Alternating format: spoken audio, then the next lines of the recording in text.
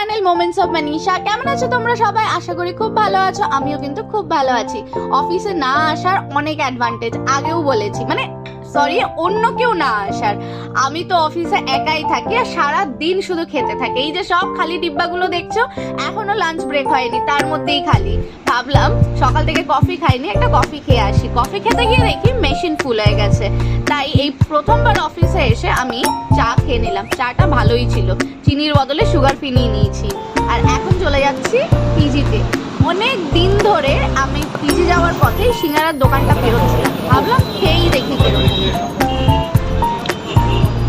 পেঁয়াজের সিঙ্গারা,